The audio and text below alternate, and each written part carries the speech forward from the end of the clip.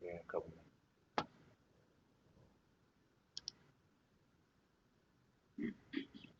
Live.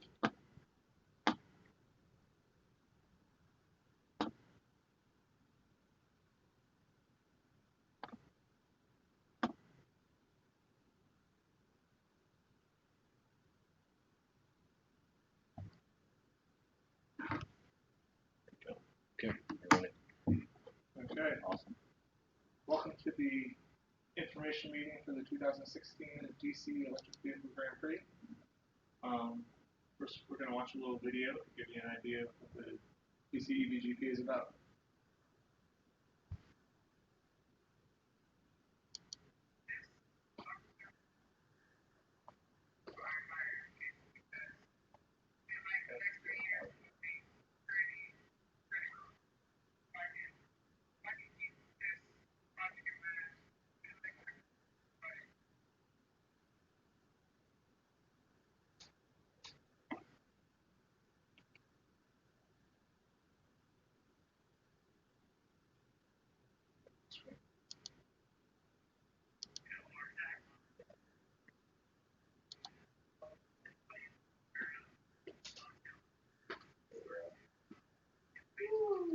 Hi. Oh, I recognize that thing. We're live.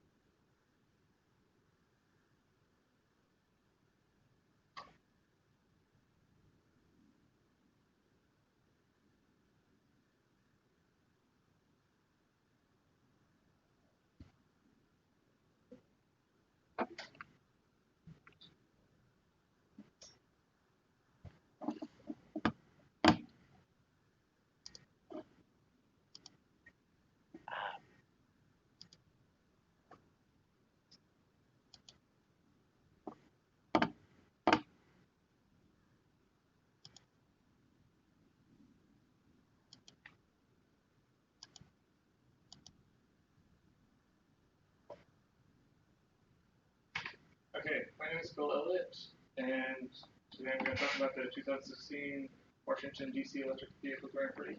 Grand Prix, this is going to be our 4th year. So, so what is the DC EVGP? So it's organized by Global Triple E. We're a nonprofit. We organize races all around the world, and decided to have one here in DC. So DC EVGP, it's a hands-on program where students build cars like this and they compete. So it's a 3-wheel, single-person electric car, and it's aerodynamic, it's efficient. The whole race is about efficiency. It's how far can you go on one battery charge in 1 hour? Can you strategize? Can you pace yourself? Can you build an efficient car? Can you drive it efficiently? These are powered by 73 pounds or less of lead-acid batteries. It can be 24 volt, 48 volt, 96 volt, whatever you want to run, as long as it's 73 pounds or less. And the winner is who goes the furthest in 1 hour. So our previous events, in 2013, we were at National Harbor, beautiful National Harbor.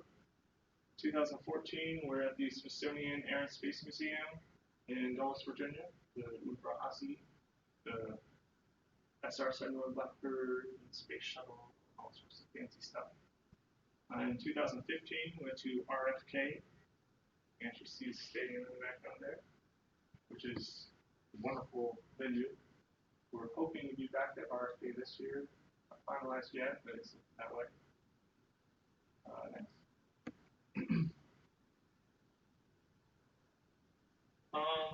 So the vehicle kits. Now, real quick about the kits. Schools don't have to use the kits, but we strongly suggest they do. Most schools have. The kits include everything you need except for basic tools. We've evolved the kits over the years, and they're getting more complete. All this requires basic operations like cutting, drilling, soldering, assembling. There's no welding required. There's no major stuff that's going to take expensive machinery. They're all high-quality components. It's a DC brushless motor. These make it so it's a lower barrier to entry. Any high school can do this. You don't have to have a well-stocked shop. You don't have to have a professor from a university come help you out. We've literally had poetry teachers do this project with their students. So this is something that any high school can do. It's less risk than a clean sheet design. A lot of the cars been designed for you. Now you have to build the rest of it. There are still some challenges. How are you going to mount the batteries? How are you going to mount this? How are you going to mount that? There is latitude for technical innovation. There are awards for technical innovation. And even teams that want to build a car of their own, this is a good starting point. Then year number 2 or year number 3, start a car of their own. We'll hear from a actually has one. Also, one other thing, this car, we send our mentors out to help students build these cars. So we have experience with this, and we kind of know what works, what doesn't work, so that helps. Okay, the awards at a competition, we've got first place, second place, third place, just like any competition. But then you also have fastest qualifying time, technical innovation award, best new team performance, sportsmanship awards, and kind of the culture of this competition is everybody's helping everybody else out. Everybody wants to do well. You see a lot of teams borrowing stuff from other teams. So sportsmanship award sometimes is hard to tell, well, who deserves this. Team set up a website or event promotion. We've got awards for that. Awards for graphics, basically paint job of the car. Team photo, team video. So there are many opportunities to win. So let's get back to what is the DC VGP. We saw a slide a minute ago. So this is kind of a superficial answer. Like saying, oh, it's racing a car around. Well, that's something that the students tell other kids. Oh, what did you do after school today? Well, I worked on a race car. Oh, a race car, that's kind of cool. Tell me about that. Well, you gotta have batteries, we're 70 pounds or less, well, we gotta take it to the competition, RFK, and that's what it is like on the face, but the reality of it is, you know the next one? This is my idea of what a teacher should think of it as. It's actually, the race is just a little thing at the end of a long journey. This is months of building a car. And in this, the students learn about electric vehicles, they learn technical skills, they learn leadership, project management, time management, logistics, strategy. They learn a lot more.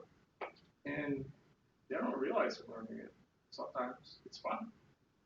So it's a wonderful way to encourage kids to get into STEM. Kids that might not even think of STEM. They're just attracted by the idea of driving around in an electric car. Do you have any questions after this? This video is going to be archived for a while, so anytime you have any questions, You can, I don't know how well you can see this, but my email is here. It's belliot@globaltriple.org. Elliot has two L's and two T's. I'm in charge of kit distribution, setting up mentors, visiting schools to help them with the kits. If you want to register for the race, send an email to competitions with an S at the end at globaltriple.org. And any questions, comments? Okay. Who wants to? We have a few teachers that have come to share their wisdom and share their idea of the program. So who would like to speak? Okay. This is Ken Leslie. He's from McKinley. McKinley Technology High School. Yes. Sorry, I didn't mean to try to be abbreviating. That's all right. And this is actually our team's car, since we were really up the street. Let you have. Well, thank you. The camera's up there. So, look at you. Yeah. Anyway, I run the engineering program at McKinley, and this was a natural fit to the other extracurricular activities I do. We do robotics and rocketry, and the kids, when they heard we could race cars, it's like, it was a no-brainer to sell them on this idea. I really appreciate it. It did come in a kit form, but there is still a lot of effort that the kids had to put into as the layout, thinking about who was going to fit what role. So it's not as much the technology, but it's how they approach the technology. And it was actually, I found it rather amusing because, of course, who wants to drive? All the guys want to drive. Guess what? They don't fit. So two of my three drivers were girls, one of whom had never been in a vehicle behind the wheel before, and she ended up being one of our better drivers. So it's an opportunity for the kids to grow, get out there and see what they can build.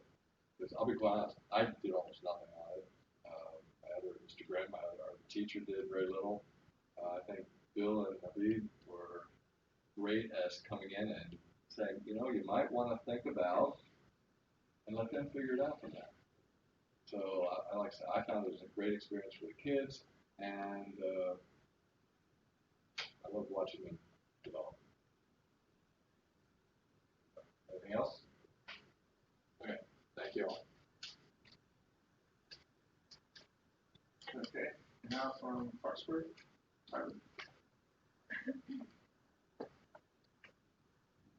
Well, first off, thank you for letting me come in and speak with everybody today.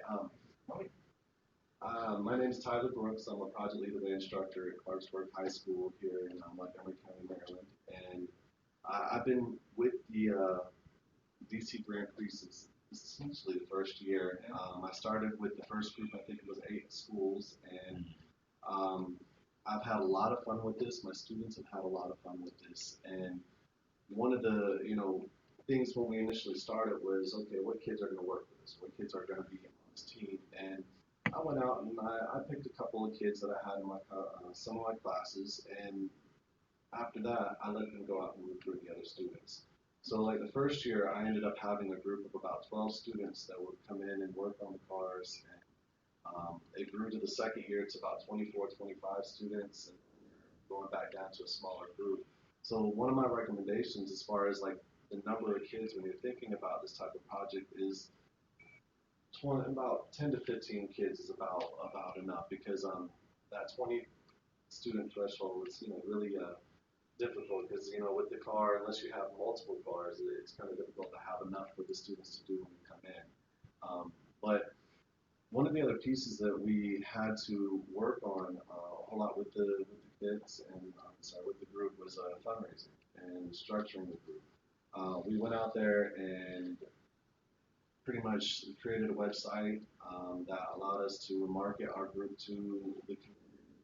So anytime people wanted to know about what we were doing, and we went out and promoted our efforts to local businesses trying to get funds, we went out there and used our website as a main piece to communicate. So we put videos up there, pictures. Right now we use it as a means to within our own organization. As a matter of fact, like we're doing our student recruitment right now, and we use that to kind of do online applications for our new students that are interested in the group. But like the previous gentleman said, the kids love it. I mean, they just enjoy it. They eat it up. Like they even had one student that graduated last year that went out and bought like a full racing suit and had his mom hand stitch the team name on the back of it.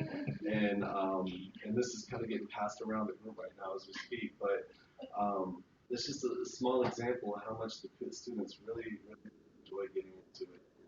You know, there's so many things to do with the graphic design, the social media aspect, the marketing, fundraising. Those are all different things that even if a kid is not interested in building or driving, those are still aspects that students can participate in. You know, and then they get to come out and have a lot of fun when they come to the races. So I think that was about all. Is there anything else you? I'll just add what he did not mention about the website is that they won the award for coolest website because it was really a cool website. It wasn't just one page of here's our team. It was multiple pages and all sorts of information on there.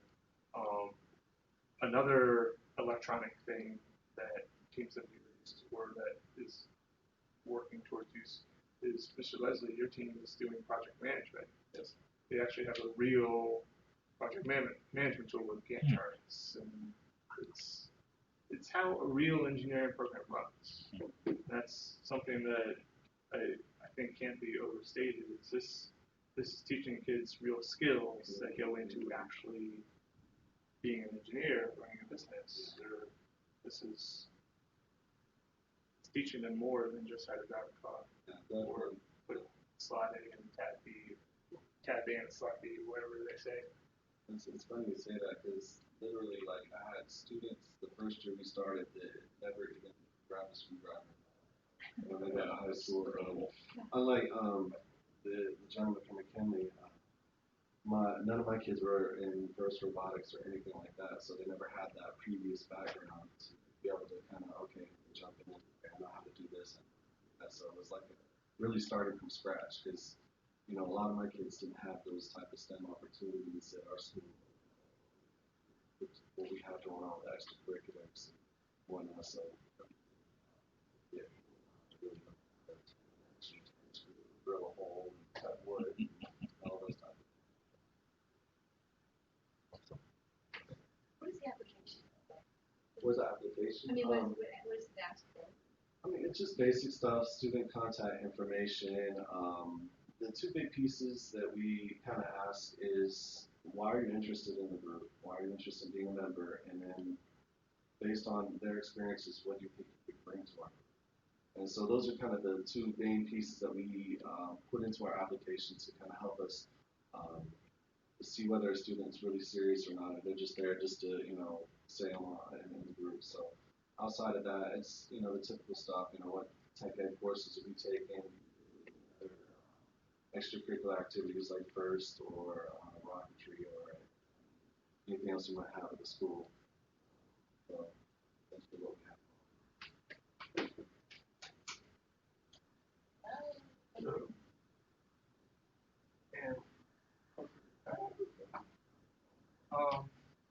I guess do Is you have there anything anything else else to you add? want me to add?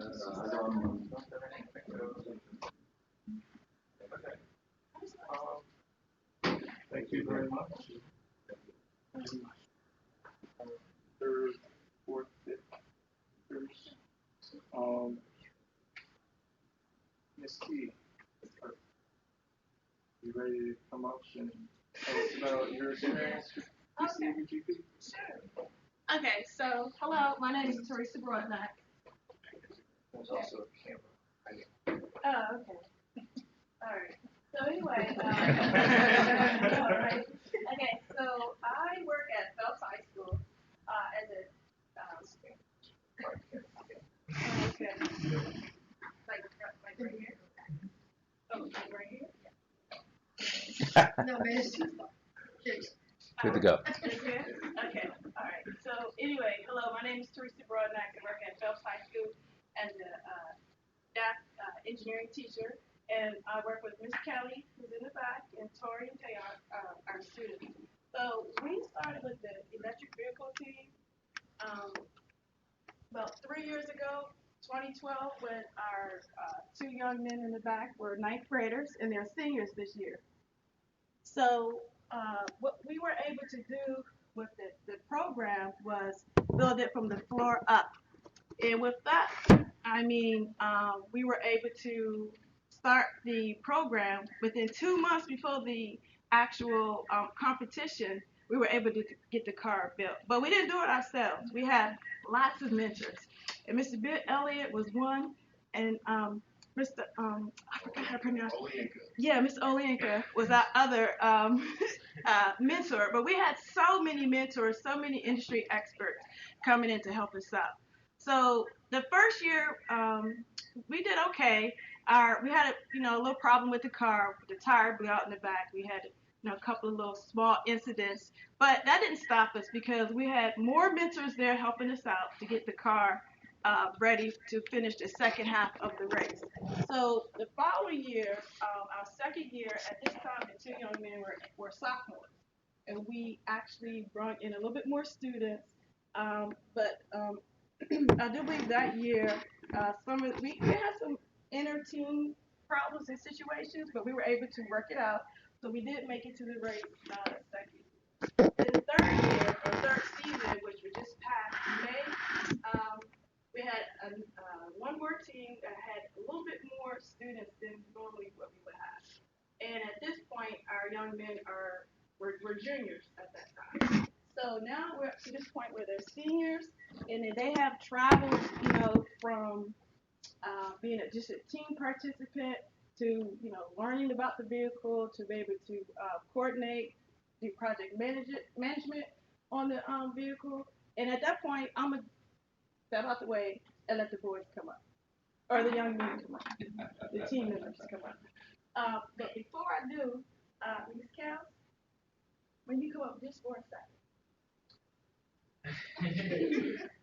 Now, I don't want you to think I'm the one who, put this whole program together.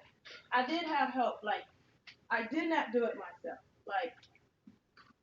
If it wasn't for Miss Kelly, Miss Mediator, Miss Everything, let's talk about it. Let's make sure it makes some sense. Let's make sure that we all are on one accord, that we all know what our objective is. If it wasn't for Miss Kelly, a lot of times I'm not even sure we would have been able to get the car fixed or put together in amount of time. Again, with our industry experts, our mentors who was in there dedicated for us.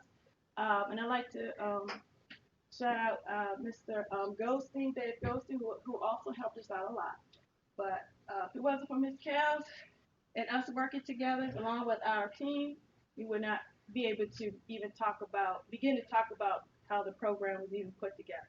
And let's not forget Mr. Elliott, because he was a big help the first year in our competition. Mm-hmm. He was there at the school with us until about almost 11 o'clock working on the car when we didn't have anyone else to assist us. So that was greatly appreciated, because our first year in the race, we would not have been able to have made it if it was not for you. And we thank you for that. Thank you. Thank you. All right. Okay, so Tori and Tayon is going to come up.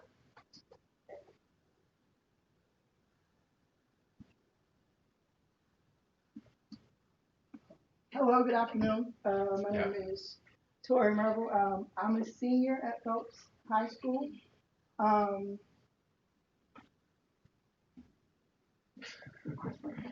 think I'm in the right spot now, right? As Ms. Bronack said, when the EV team first started, to be completely honest, it was not something I was completely interested in. I had no clue what it was, and the thing that scared me the most is just really? When you first get the kit, it came in different, different parts. You probably had this part, and you had to figure out what to do with it. And I was just like, this is just challenging. Wasn't really interested in doing it.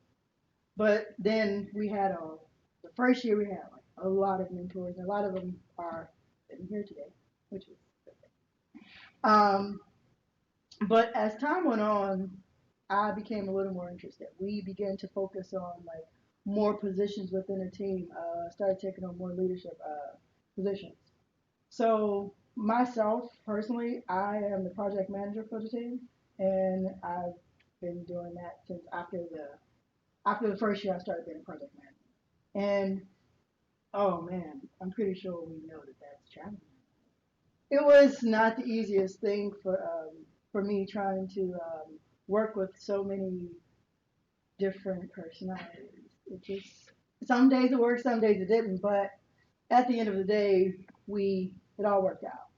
Um, there was, and the biggest thing I think about this team, I mean, of course, there's more, but we worked together, and I think that was so helpful because there was a time last year that I wasn't able to be in school for about 2 months, and Taeyeon took on a project, and we got back. The car was complete, it was working, and it was running, and without us being able to work together and communicate and actually have a project plan that's actually in place and actually works that we created as a team, that part would have got done. Of course, I think one of the most interesting things to me, the more I participated in EV, was the analytical and critical thinking skills. I think that was really helpful to me in the classroom because you get this kit. So someone gives you a box and say, "Hey, put it together," and you're like, "All right, how do we do that?" Right? So I mean, we eventually got it done, but what it took certain things you had to think. You couldn't think the traditional way. You had to think outside of the box, and that's what we did. I really think that all science, technology, engineering, and mathematics is all incorporated within this program in particular. I think that it gives students the ability when you come in. I mean, you don't know exactly what you want to do on the team. You just a lot of people all the time. I get this every time when we are recruiting. I always get I just want to drive, and I'm just like, okay, all right, and I just talk them into like, yeah, you're gonna drive, you're gonna drive, you're gonna drive. I know it's not true, but it's a way to recruit. It's a way to get them interested in coming. And when they come into the team and we talk and we figure things out, um, we begin to put them in different positions to see where they're comfortable at. We have a communication manager. We have someone who deals with all the technology stuff. We have someone who deals with the safety, inspection, all those things. And when it comes time, when you go up to present or you go up to talk to someone, you are expert in the field in which you chose on the team. So when someone wants to know about that particular part, that's who they go to. They go to that person in particular. Um, this program, for me personally, I'm really grateful to actually. I never thought it would really help me much in life, but it actually did. Project management. I wanted to do a design apprenticeship program, and given the experience that I had with project management on the team, I was actually able to do it. So I did a design apprenticeship program for 2 years, and I served as a project manager for interior and exterior design and completed 2 tasks successfully. Because I mean, it was really fun, and I'm grateful for like my experience on this team and definitely working with Mr. Elliott. One thing as a student is when you have a program like this, time management is everything. You have to be able to balance, your academics and the car. You have to be able to balance it, and I think that that's kind of where our coaches come in. That's where Miss Kelly and Miss Broadnex come in, ensuring that when we first get in there, that first chunk of time that we have, that we're working on academics and ensuring that our grades are what they need to be in order for us to participate. In addition, to that, another part is since we've been doing, me and Tayon have been doing this for so long, we've grew an interest to really help other schools who are like just starting or may need help in some fields, because when we first started, we know that we were completely confused, didn't know what was going on. So like we really have a strong interest to help other teams and help them to develop their skills and try to figure out where they are and where they can fit within a competition and the different skills that they will learn. So I think that's it for me. Thank you guys.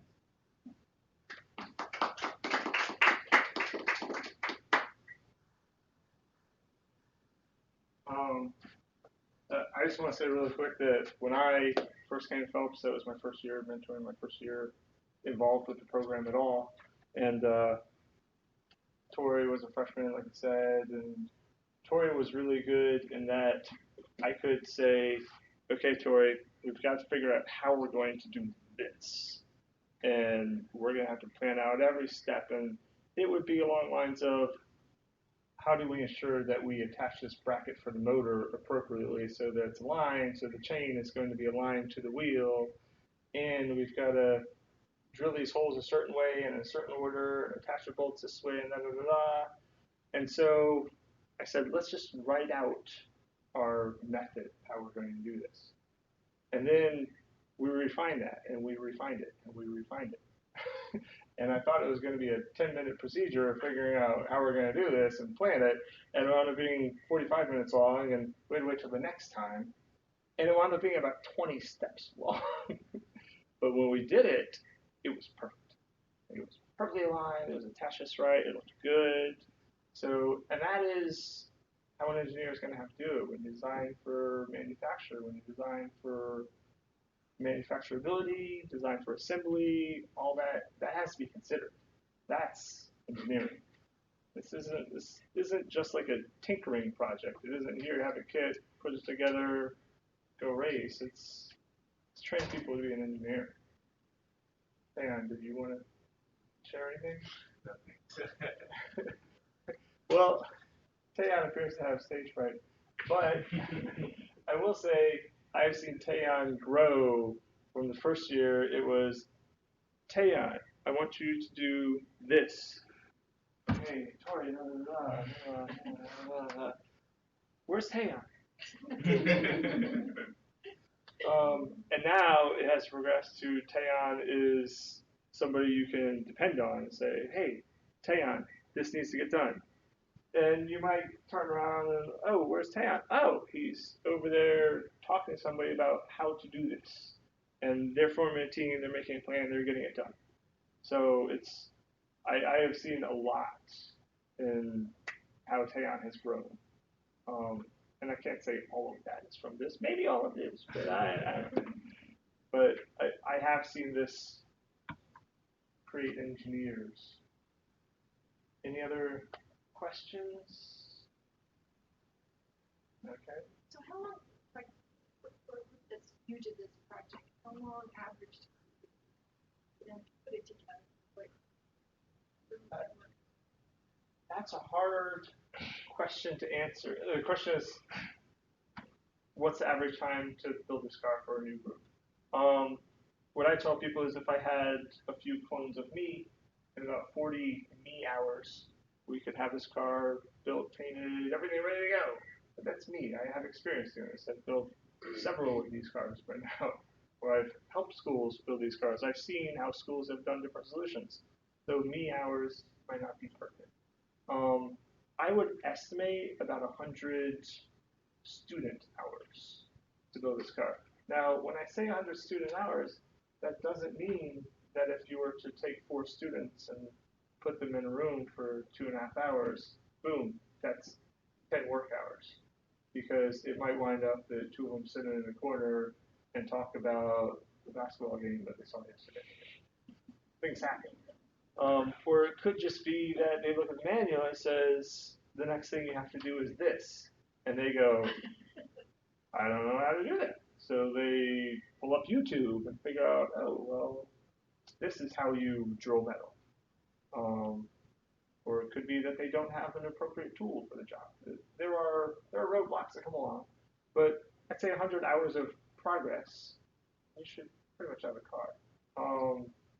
Kinley Technology High School, I delivered their kit on, I think, a Tuesday, and it was right before spring break, or maybe it was a Thursday. I remember that 8 days later, I visited the school, and the car was, say, at least 80% built. Well, the last 20% is always the hardest. There's troubleshooting involved. So maybe 80% of the time in the build had not passed, but it was really impressive. Now, the caveat to that is, in those 8 days was spring break. So the students had elected to come to the lab and work on the car for, I think, 6 hours a day. So you have about 6 or 8 students on your team? Okay, so you have 8 students working out for 6 hours a day, 8 days later. I'm sure they weren't there in the lab all 8 days, but the car can be built by a dedicated group fairly quickly. Another thing to add to that is the students on that team also had been on the first robotics team. So these weren't students where you would say drill a hole here and they're the ones that drill. Six out of the 8 have been in the robotics team, so there's a lot of corporate knowledge already. Okay, yeah. So it's a hard question to answer. I did work with Roosevelt High School this past year, and because of various things, they didn't have a workspace for it, so they wound up building it off campus at a community center. It took a while to set that up. In the end, it wound up that they only had about 4 weeks left between when they started and when the race came, and they only had access to the community center 2 days a week for, I think it was either 2.5 or 3 hours a day. So they only had 7 build sessions and they had to get it done. So I said, okay guys, I'm going to show up for every one of your build sessions and I am going to be your team leader. I'm going to say you do this, you do this, you do that. Because normally it's better for students to be in that role or a teacher, but they needed some more guidance in that.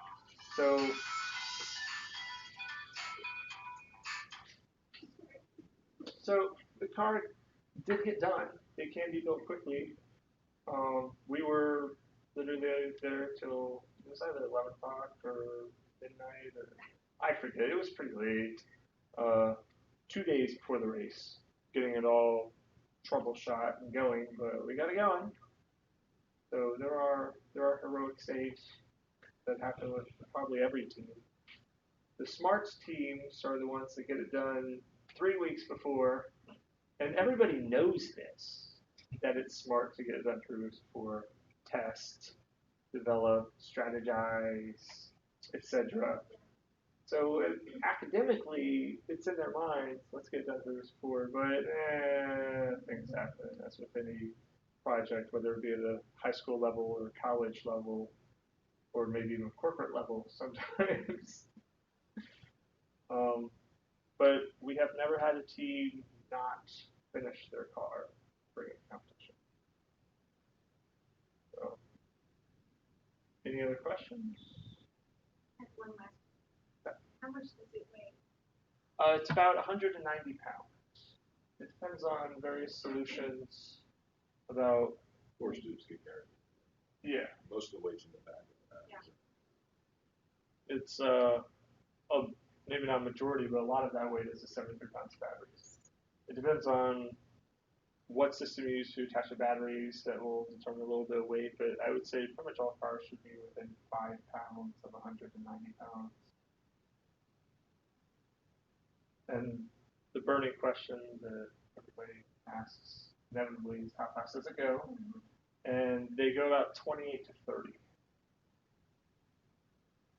which doesn't sound all that fast, but it feels fast when you're sitting 2 or 3 inches off the ground. Yeah, well. Any other questions? Race day, kind of what the experience. Race day. Okay, we're moving toward a 2-day event this year. So it's going to be Friday, show up and get the car tech inspected. And that way there's not as much of a rush to get through tech inspection and get ready for qualifying. And then we'll put the cars in what we call Parc Fermé. I think that's French for don't touch it. So we'll kind of quarantine the cars that night. And the next morning, Saturday morning, we'll set up the event, or we'll set up the track and have the cars come out and do their qualifying laps from the starting order for the race. And this year, I'm hoping we have about 30 schools, so it's going to be enough where we're going to have to do 2 different races. So we'll have 2 different groups, unless it rains and that forces us to put everybody on track at one time. Again, because it has rained all 3 years, or it has threatened to rain all 3 years. So we'll do do 2 races, and each race is, let's say we split it into 2 groups. Group 1 will go out for a half an hour, and they'll race for a half an hour. 15 minutes into the half an hour, they have to do a driver change. At the end of the half an hour, they stop. Group 2, they go out and do their first half hour with 15-minute driver change. And then we go back to Group 1, goes out and does their second half an hour. And then Group 2 does their second half an hour. So there's opportunity for, you have to have at least 2 drivers per team. You could have up to 4. And it's basically whoever has the most number of laps wins, and the order goes by total number of laps. And if you have same number of laps as another team, then it goes to the amount of time that it takes you to cross the finish line after that half hour end, between when that half hour ends and when you cross the finish line. So we just add up those 2 times. It's not too complicated. It just sounds complicated. We do not have a date yet for the venue because we are going to be either the last week of April or the first week of May. So I'd say try and get your cars ready by tax day, and you should be good. We're hoping RFK.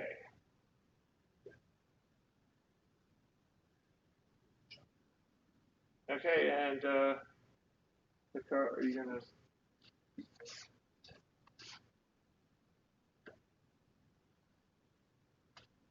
So here is the car. It's got the aerodynamic fairing on it. There's also a canopy that can come up here. Teams elect to put that on. All kits come with a canopy. It's a clear plastic canopy, just like you would have in an airplane. There's no canopy on this car. Could you help me pull the body off?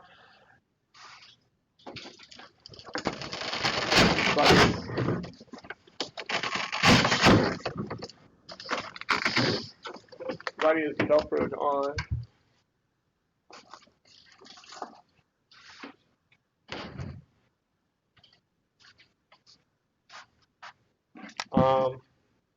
So I know that the camera can only see down to a certain level.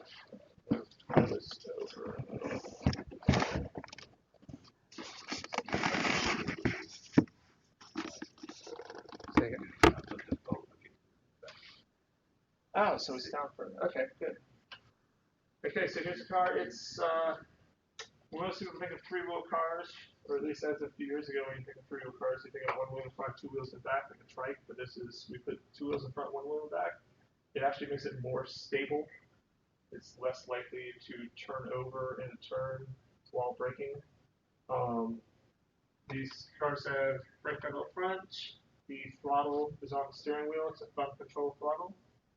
That's a commercial off-the-shelf part for electric bike or moped. The wheels are pretty robust wheels. They've evolved over time. We feel this is a very robust solution. They've got brakes mounted in the hubs. The steering, other cars have had tank-style steering, the levers, but we've gone to a steering wheel. And now the kits are going to be coming out this year actually have tilt steering, where you can take the steering wheel away to ease driver egress. They all have 5-point harnesses and a hammock-style seat to kind of tuck between 2 frame rails. They have a roll bar in case you roll over. This would be the highest point of the car, so you don't support the car's weight with your head. This is the motor controller. This controls how much electricity is passing from the batteries to the motor. The motor is inside the rear wheel, which makes it more efficient.